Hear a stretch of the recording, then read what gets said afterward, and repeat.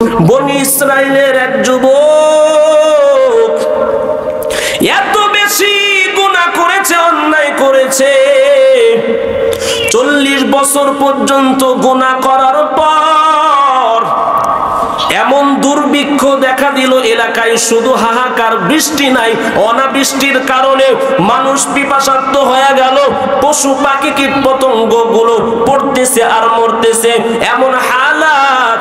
এমন সময় সবাই মুসা নবীর কাছে চলে গেলেন, ডাক দেয়া কয়, ও পয়গম্বর, এমন বিপদের মধ্যে পড়েছে, আল্লাহর কাছে একটু দোয়া করেন।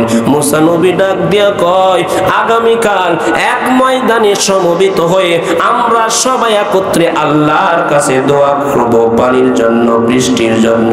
সবাই এক জায়গায় হয়ে গেলেন। মুসা নবী চোখের পানি ফেলে আল্লাহর কাছে দোয়া করে, কিন্তু বৃষ্টি হয় না। মুসা নবী অবাক হয়ে গেলেন, ডাক দেয়া কয়, ও মালিক, মুসার দোয়া তো কোনোদিন ফিরাইয়া দাও নাই, আজকে এত কান্না করে করে হাজার হাজার মানুষ দোয়া করে, এরপরেও কেন দোয়া কবুল হয় না, এরপরেও কেন বৃষ্টি হয় না? আল্লাহ ডাক দেয়া বলে, রে মুসা, এই ময়দানে এমন একজন গুনাহগার 40 বছর পর্যন্ত গুনাহ করেছে, ওই বান্দার জন্য দোয়া কবুল হয় না যতক্ষণ পর্যন্ত এই মজলিস থেকে তাকে বের না করবে, ততক্ষণ দোয়া কবুল হবে না। মুসা নবী বিপদের মধ্যে পড়ে গেলেন। হাজার হাজার 70,000 মানুষ, একজনকে কেমন করে এখান থেকে বের করবে? সম্ভব নাকি? মুসা নবী বিভিন্ন জায়গায় একজন করে ঘোষক দাঁড় করায় দিলেন।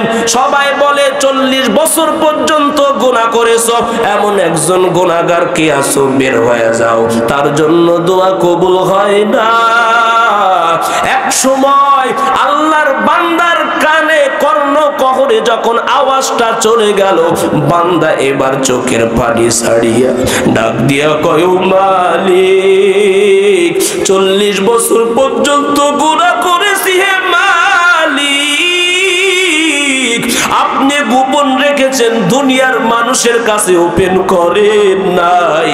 আল্লাহ, আজকে খাঁটি তওবা করি, হে মালিক, 40 বছর যেহেতু গুনাহটাকে গোপন রেখেছেন, আজকেও গোপন রাখেন। আজকে এত বড় ভরা মজলিসে আপনি আমাকে অপমানিত করবেন না। ও আল্লাহ, আজকে আমি খাঁটি তওবা করলাম, জিন্দেগিতে আর কোনো অন্যায় করব না, জিন্দেগিতে আর কোনো গুনাহ করব না। সাথে সাথে আসমান থেকে বৃষ্টি শুরু হয়ে গেল। আল্লাহু আকবার। মুসা নবী অবাক হয়ে গেলেন, কি ব্যাপার, বৃষ্টি শুরু হয়ে গেল? ডাক দিয়ে কয়, ও মালিক, আপনার কুদরত বোঝা বড় কঠিন। বলে, কারণ? ডাক দেয়া কয়, ও মালিক, এখনো গুনাহগার বের হয় নাই, কিন্তু বৃষ্টি শুরু হয়ে গেল। কথা তো ছিল গুনাহগারকে এই মজলিস থেকে বের হলেই বৃষ্টি হবে, ঠিক না ভাই? ঠিক। কিন্তু বৃষ্টি কেন শুরু হয়ে গেল? আল্লাহ ডাক দেয়া বলে, রে মুসা, এতক্ষণ পর্যন্ত যার কারণে বৃষ্টি বন্ধ ছিল, এখন তার কারণে জমিনে বৃষ্টি শুরু হয়ে গেল। তওবার দাম আছে না নাই? এমন তওবা যদি করতে পারি, আল্লাহ আমার আপনার তওবাও কবুল করে নেবে। তওবা করা যাবে তো ইনশাআল্লাহ? তওবা করতে পারবো তো ইনশাআল্লাহ? এ মুসলমান, তওবা করলে আল্লাহ ফিরায়া দেয় না, কারণ শুরুতেই বলেছি, আল্লাহ আমাকে আপনাকে জাহান্নামের জন্য বানায় নাই, আমাকে আপনাকে আল্লাহ বানিয়েছে জান্নাতের জন্য। কিসের জন্য? জোরে বলেন। জান্নাতের জন্য বানায়া জাহান্নামে আল্লাহ দিবেন না। এই জন্যই তো এক আল্লাহর বান্দা রাস্তার কিনারায় বসে হাউ মাউ করে কান্না করে। এমন সময় খলিফাতুল মুসলিমিন হযরত ওমর ওই রাস্তা দিয়ে যায়। ডাক দেয়া কয়, এ যুবক, রাস্তার কিনারায় কেন কান্না করো? যুবকটা ডাক দেয়া কয়, ওমর, আমি যে গুনাহগার, জিন্দেগিতে যত গুনাহ করেছি, আমার মতো গুনাহগার জমিনে কেউ নাই। আজ এমন অন্যায় করেছি, মনে হয় আল্লাহ আমাকে মাফ করবে না। অথচ আল্লাহ বলে লা তাকনাতু মির রাহমাতিল্লাহ। আরে পাহাড় পরিমাণ, কি পরিমাণ জোরে বলেন, পাহাড় পরিমাণ যদি গুনাহ করো তবু আল্লাহর রহমত থেকে নিরাশ হওয়া যাবে না। কারণ তোর হাজার হাজার কোটি কোটি গুনার চাইতেও আমি আল্লাহর রহমত বড়। জোরে কর সুবহানাল্লাহ। এর নবীর আশিকের দল উমর নবীজির দরবারে চলে গেলেন। যাওয়ার পর নবীজির সঙ্গে কথা সেরে এবার উমর চলে আসবে, এমন সময় যুবকটার কথা স্মরণ হয়ে গেল। উমর ডাক দিয়ে কয়, ও নবী, রাস্তার কিনারায় এমন একটা যুবকের সাথে আমার দেখা হয়েছে, যে যুবকটা রাস্তার কিনারায় হাউমাউ হাউমাউ করে কান্না করে। আমি জিজ্ঞেস করলাম, যুবক কেন কান্না করো? যুবকটা উত্তর দেয়, আমার মতো জালেম দেন কুলিয়া ইবাদিয়াল্লাযিনা আসরাফু আলা আনফুসিহিম লা তাকনাতু মির রাহমাতিল্লাহ ইন্নাল্লাহা ইয়াগফিরুয যুনুবা জামিআ ইন্নাহু হুয়াল গফুরুর রহিম।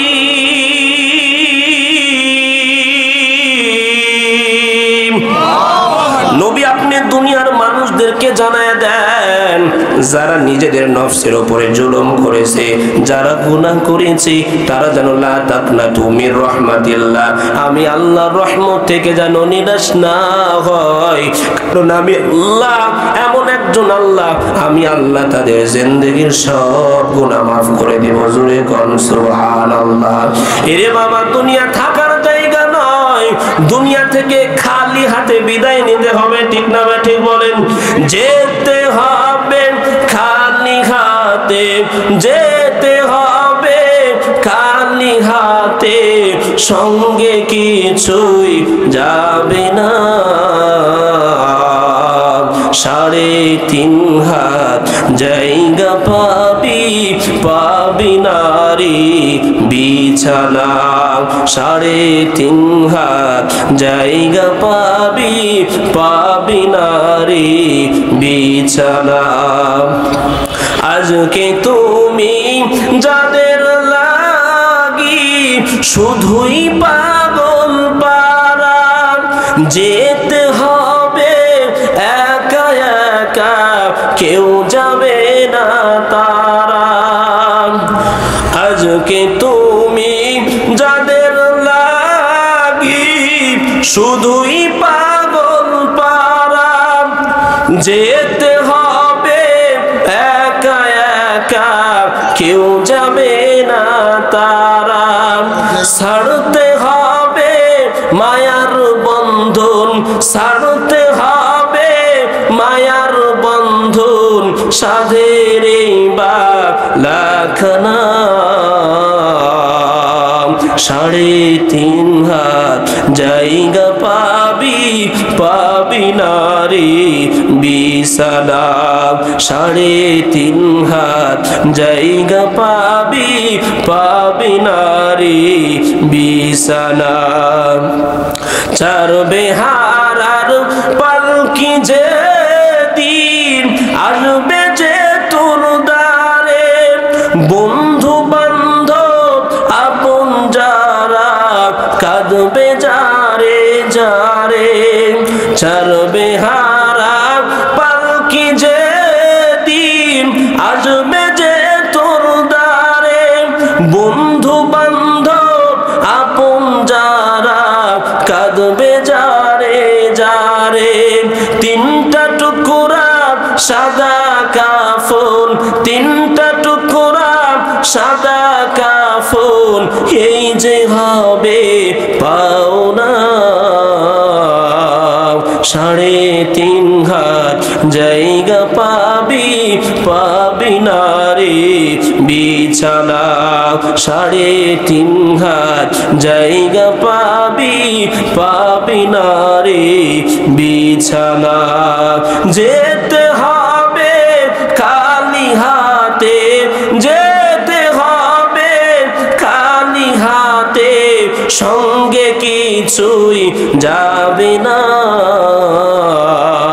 3.5 হাত জায়গা পাবি, পাবি নারী রে বিছানা, 3.5 হাত জায়গা পাবি পাবি না রে বিছানা।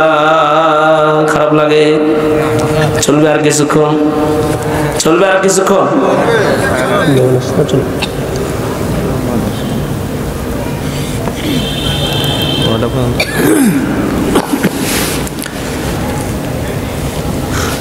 তাহলে দুনিয়া থেকে সবাইকে বিদায় নিতে হবে, ঠিক না ভাই? ঠিক। তাহলে আমাদের কাজ কি, করণীয় কি? আমাদের কাজ হলো আমাদেরকে তাওবা করতে হবে। কার কাছে? জয় কন, আল্লাহর কাছে তাওবা করতে হবে। আল্লাহ রাব্বুল আলামিন কোরআনের মধ্যে জানায় দেন, তাওবা যারা করবে, তাওবা করিয়া যারা চলবে, আমি আল্লাহ তাদের জিন্দেগীর গুনাহ মাফ করব। জোরে কান সুবহানাল্লাহ। শুধু তাই নয়, আমার আপনার জীবনের গুনার শেষ নাই, গুনার শেষ নাই। এত গুনাহ করেছি কিন্তু এরপরে কোনোদিন তাওবা করি নাই।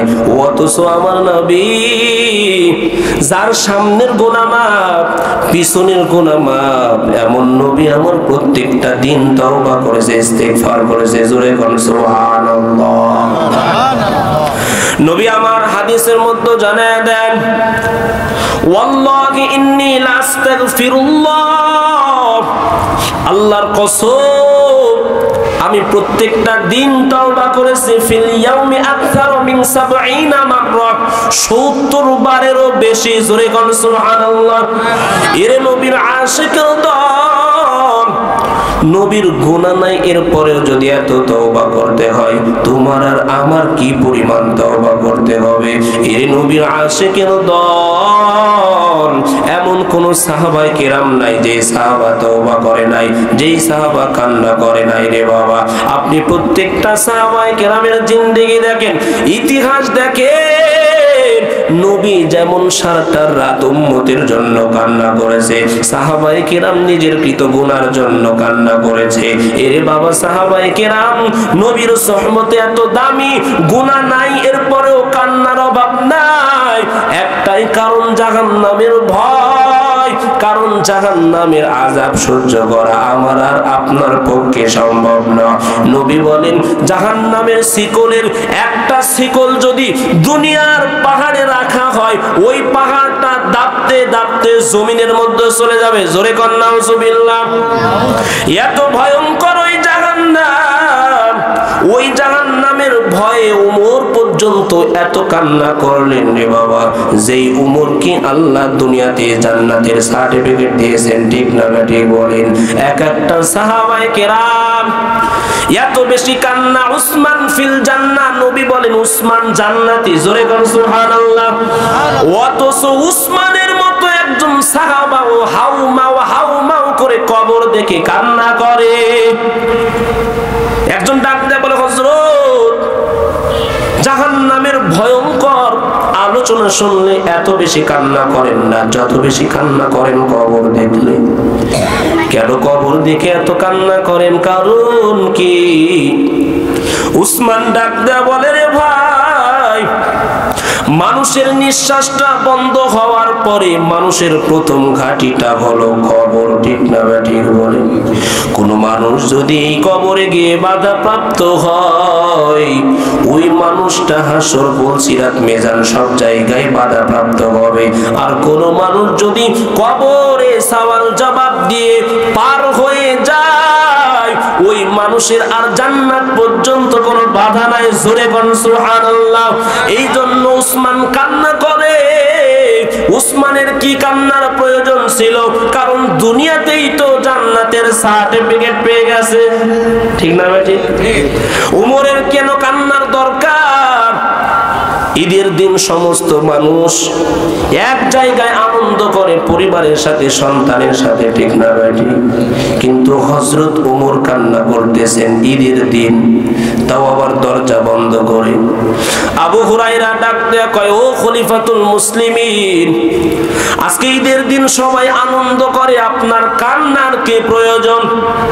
ডাক দেয়া কয়, হে আবু হুরায়রা, রমজানুল মোবারক আমার জীবন থেকে বিদায় নিল। আমি রমজান মাসে রোজা রাখলাম, তারাবির নামাজ আদায় করলাম, জিকির করলাম, কোরআন তেলাওয়াত করলাম, এত আমল করলাম কিন্তু তারপরেও পেরেশান, আল্লাহ আমার আমল কবুল করেছেন কিনা। আল্লাহু আকবার। অথচ আজকে আমি নামাজ তো পড়ি না, যতটুকু পড়ি তাও আবার সহি হয় কিনা জানি না। কারণ নামাজ পড়ি তেলাওয়াত সহি নাই, নামাজ পড়ি রুকু করতে পারি না, কেমনে রুকু করতে হবে, কেমনে সিজদা করতে হবে, কেমনে তাসবিহ আদায় করতে হবে, কেমনে ওযু করতে হবে, নামাজের আরকান আহকাম কোনো কিছুই জানি না, এরপরেও আমার পেরেশান নাই। অথচ সাহাবায়ে কেরাম দুনিয়ার সমস্ত ওলি আউলিয়া গাউস কুতুবকে যদি এক জায়গায় করা হয় একজন সাহাবার মতো হবে না। এমন একজন সাহাবা যদি কান্না করে, বলো তোমার আমার কি পরিমাণ কান্না করা দরকার? কখনো চিন্তা করেছি? অথচ নবী বলে, রে দুনিয়ার মানুষ, মান বাকা মিন খাশিয়াতিল্লাহ হারামাল্লাহু আলাইহিন নার। দুনিয়ার মধ্যে যেই বান্দাটা আল্লাহর ভয়ে জাহান্নামের ভয়ে কান্না করে তার জন্য জাহান্নাম হারাম হয়ে যায়। জোরে কোন সুবহানাল্লাহ। আমার নবী জানায় দেন, দুনিয়ার মধ্যে যারা আল্লাহর ভয়ে চোখের পানি ফেলে, এর একটা গাভীর দুধ দহন করে দুধটা পুনরায় গাভীর স্তনে ফিরানো যেমন অসম্ভব, আল্লাহর ভয়ে যারা কান্না করে নবী বলে এরা জাহান্নামে যাওয়াও অসম্ভব। অথচ আজ আমার চোখে পানি নাই। কি হলো? অন্তরটা গুনাহ করতে করতে পাথর হয়ে গেল। ইরে নবীর আশিকের দল, ও বাবা আনন্দ বিনোদন দেওয়ার জন্য এই কথাগুলো বলছি না রে বাবা। ওই যে সিলেটের জমিনে পাথরগুলো দেখি, পাহাড়ের উপর বড় বড় পাথর থেকে ঝর্ণা বয়, ঠিক না ঠিক? আমরা তো বিনোদন নেই, মনে করি এগুলো তো ঝর্ণার পানি। না না না, কিন্তু আল্লাহ বলে এরা ঝর্ণা, এই পানিগুলো পাথরের চোখের কান্না। কিসের কান্না বলেন? সুম্মা কাসাত কুলুবুকুম মিন বা'দি ফাহিয়া কাল হিজারাতু আও আশাদ্দু কাসওয়া ওয়া ইন্না মিনাল হিজারাতি লামা ইয়াতাফাজ্জারু মিনহুল আনহার ওয়া ইন্না মিনহা লামা ইয়াশাক্কাকু ফায়াখরুজু মিনহুল মা ওয়া ইন্না মিনহা লামা ইয়াহবিতু মিন খাশিয়াতিল্লাহ ওয়া মাল্লাহু বিগাফিলিন আম্মা ইয়া'মালুন।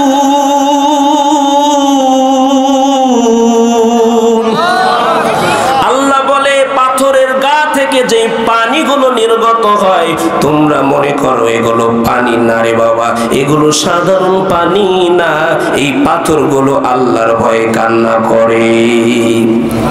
আজকে একটা পাথর আল্লাহর ভয়ে কান্না করে, অথচ গুনাহ করে করে করে করে অন্তরটা এত পাথর, আল্লাহর ভয়ে একটা ফোঁটা চোখের পানি বাড়ায় না, ঠিক না বা ঠিক? এর নবীর আশিকের দল, আজ আমি আপনাদেরকে অনুরোধ করে বলে যাই, ও বাবা আল্লাহর কাছে একটু খাঁটি তাওবা করে আল্লাহর কাছে চাও। গুনাহ করিয়াও যদি কেউ আল্লাহর কাছে চায়, আল্লাহ ওই হাতকে ফিরিয়ে দেয় না। কারণ